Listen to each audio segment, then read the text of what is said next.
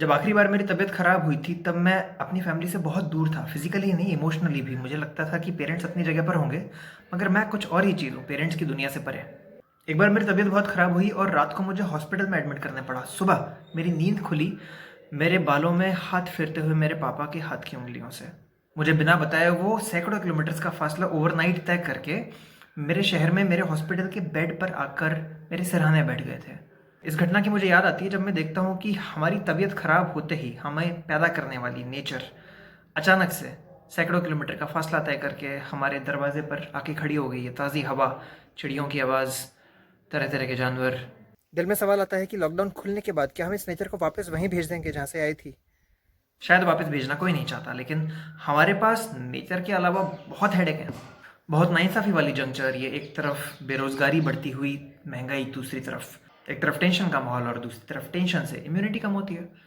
खुशखबरी है कि हमारे पास इस जंग से लड़ने के लिए कुछ हथियार, कुछ तीर ऐसे हैं कि एक एक तीर से कई निशाने लग सकें। पहला तीर निकालते हैं। हमने उन योगियों की बात की थी जो कि बहुत दिनों तक बहुत कम खा के बहुत काम कर सकते हैं बिना थके या बीमार पड़े। बीमार पड़ने में बैक्टीरिया, वायरस का रोल होता है, लेकिन पूरा दोष उन पर डाल देना कुछ ऐसा है कि आपके घर के अंदर कूड़ा कचरा भरा हो और आप कहें कि यार मक्खी मच्छर बहुत हो रहे हैं, और आप केमिकल, हर्बल, पेस्टिसाइड्स लेके उन कीड़ों के पीछे पड़े रहो, लेकिन अपने घर की सफाई ना करो। तो ये आपका घर है, आपकी मर्जी है। अगर आप उस कचरे को साफ करना चाहो तो उस कचरे को साफ करने के छोटे मोटे कुछ तरीके मैं आपको बताऊंगा, लेकिन उस सफाई का सबसे पावरफुल तरीका हमारा पहला तीर है। इस तीर को चलाने के लिए आपको कुछ भी नहीं करना है। आपकी बॉडी का एक एक सेल अपने आप अपने सारे कचरे को रिसाइकिल करके खुद का कायाकल्प कर लेता है एक छोटी सी ट्रिक की हेल्प से। इस ट्रिक की खोज के लिए 2016 का मेडिसिन नोबेल प्राइज मिला जापानीज साइंटिस्ट योशिनोरी ओसुमी को। सेम ट्रिक की हेल्प से हम अपने पूरे इम्यून सिस्टम को कंप्लीटली रीसेट कर सकते हैं। ये पाया जॉन हॉपकिंस यूनिवर्सिटी के कुछ रिसर्चर्स ने।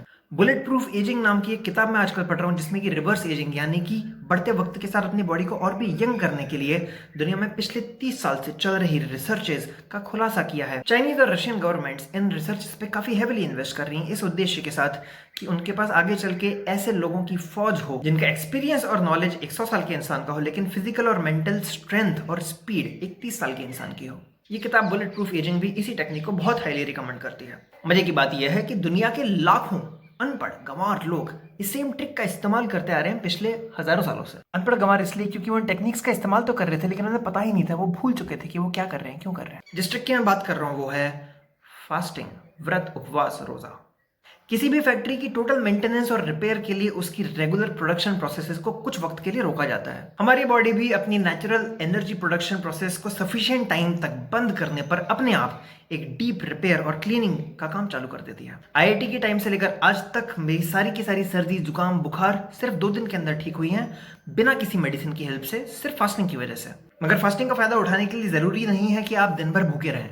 आप अपने खाने की विंडोज को लिमिट कर सकते हो, या तो सुबह और शाम के मील्स के बीच में 8 घंटे का गैप रख सकते हो, या फिर इम्यून सिस्टम की पूरी रीसेटिंग के लिए आज शाम के आखिरी खाने और कल के पहले खाने के बीच में 16 आवर्स 16 घंटे का गैप मेंटेन कर सकते हो। उसके लिए आपको 8 घंटे की विंडो के अंदर अंदर अपने दिन के सारे मील्स कर लेने होंगे।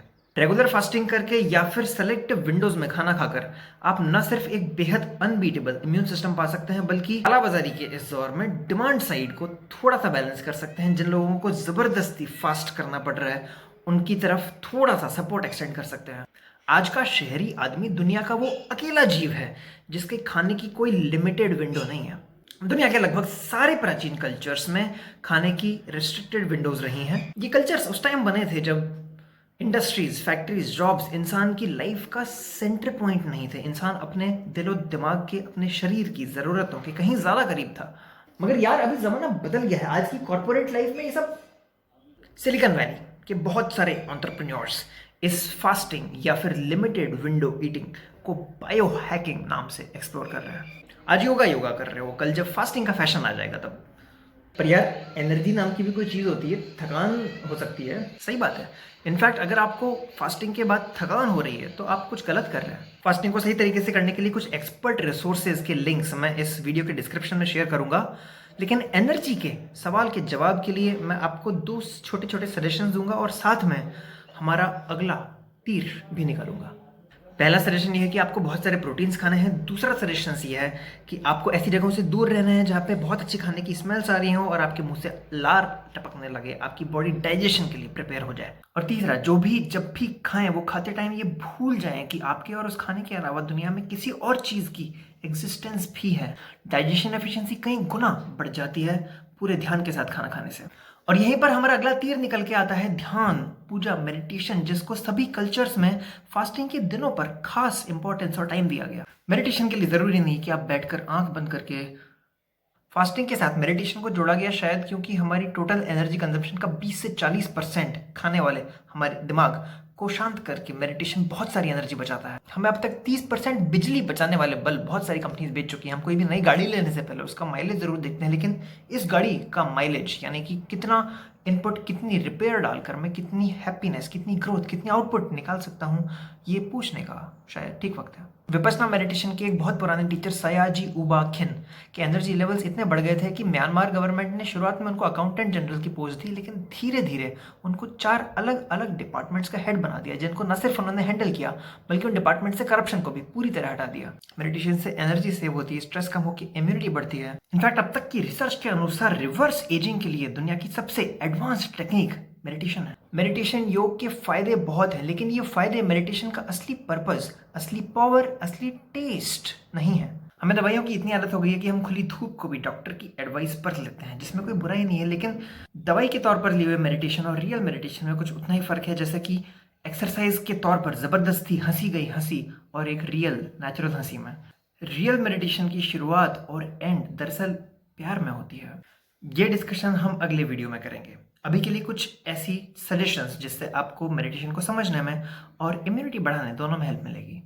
पहला, खुद को मालिश देना, सिर, पैर, फुल बॉडी, जिस भी पार्ट की करो, कुछ ऐसे करना कि उस बॉडी पार्ट के लिए आपके अलावा दुनिया में कोई नहीं। खुद के अलावा किसी दोस्त या फिर फैमिली मेंबर की भी मालिश कर सकते हैं, लेकिन सेम फीलिंग के साथ।